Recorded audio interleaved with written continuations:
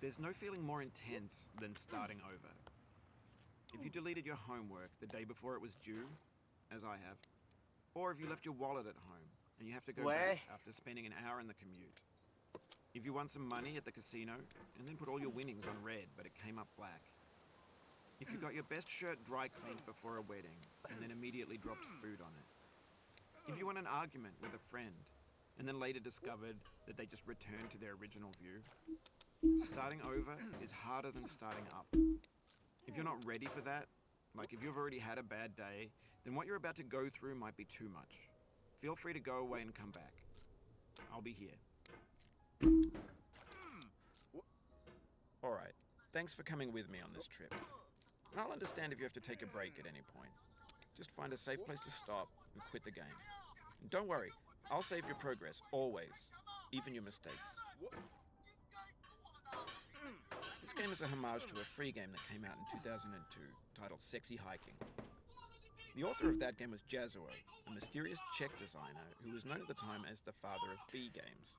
And B games are rough assemblages of found objects. Designers slap them together very quickly and freely, and they're often too rough and unfriendly to gain much of a following.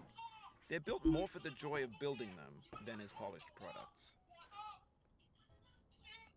In a certain way, Sexy Hiking is the perfect embodiment of a B game.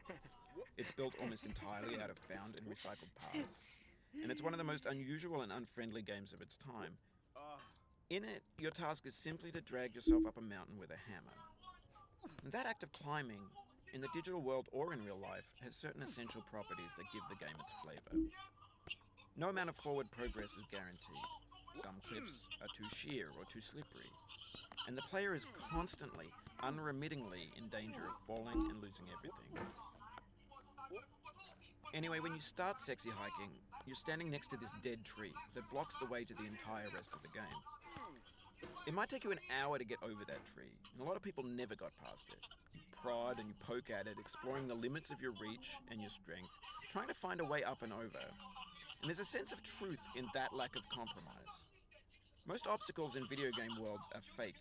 You can be completely confident in your ability to get through them once you have the correct method or the correct equipment or just by spending enough time. In that sense, every pixelated obstacle in Sexy Hiking is real. The obstacles in Sexy Hiking are unyielding, and that makes the game uniquely frustrating. But I'm not sure Jazzuo intended to make a frustrating game. The frustration is just essential to the act of climbing, and it's authentic to the process of building a game about climbing. A funny thing happened to me as I was building this mountain. I'd have an idea for a new obstacle, and I'd build it, test it, and it would usually turn out to be unreasonably hard.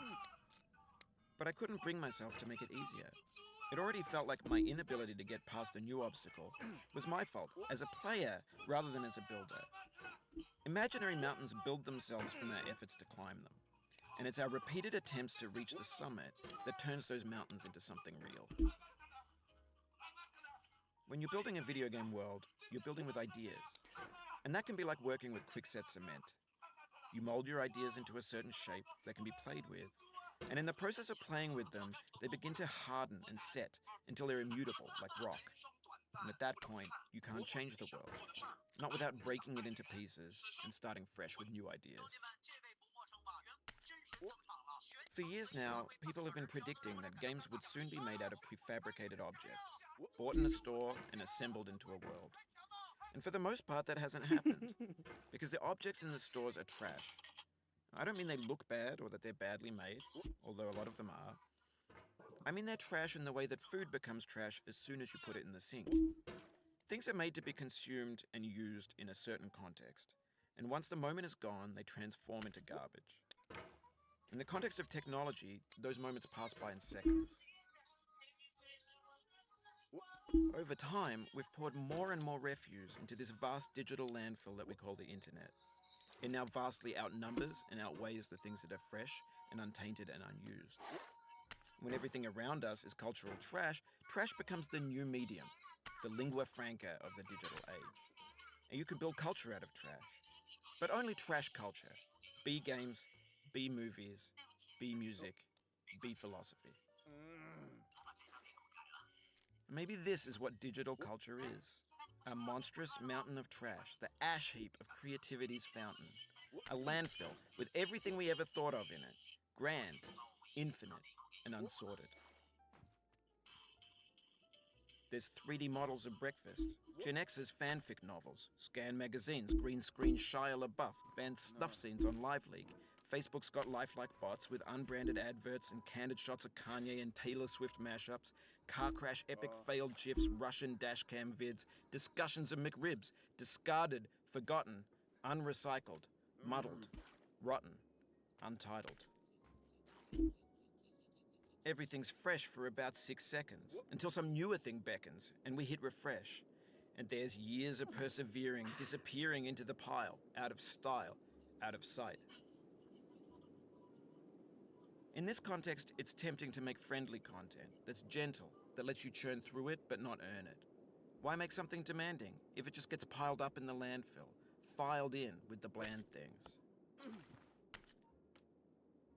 When games were new, they wanted a lot from you. Daunting you, taunting you, resetting and delaying you. Players played stoically. Now everyone's turned off by that. They want to burn through it quickly. A quick fix for the fickle, some tricks for the clicks of the feckless. But that's not you, you're an acrobat. You could swallow a baseball bat. Now I know, most likely you're watching this on YouTube or Twitch, while some dude with 10 million views does it for you. Like a baby bird being fed chewed up food. That's culture too.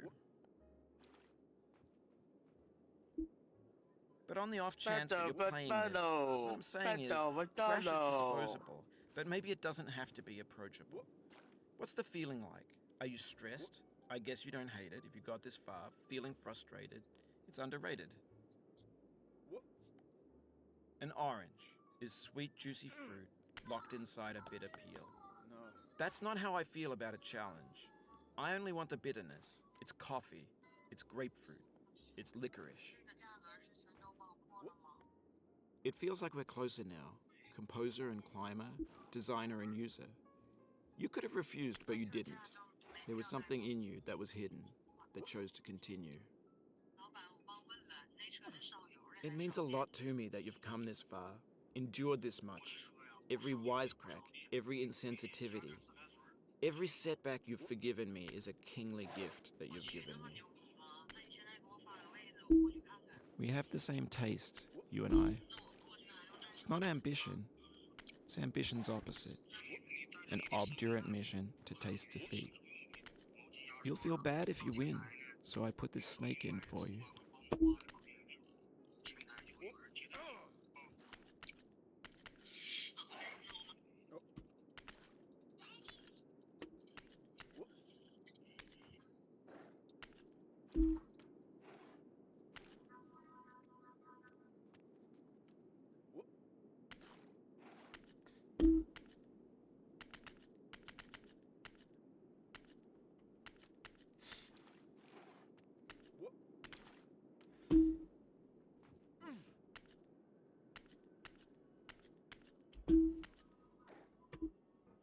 Have you thought about who you are in this? Are you the man in the pot, Diogenes? Are you his hand? Are you the top of his hammer? I think not. Where your hand moves, the hammer may not follow, nor the man, nor the man's hand. In this you're his will, his intent, the embodied resolve in his uphill ascent. Now, you've conquered the ice cliff, the platforms, the church and the rectory, the living room and the factory, the playground, the construction site, the granite rocks and the lakeside.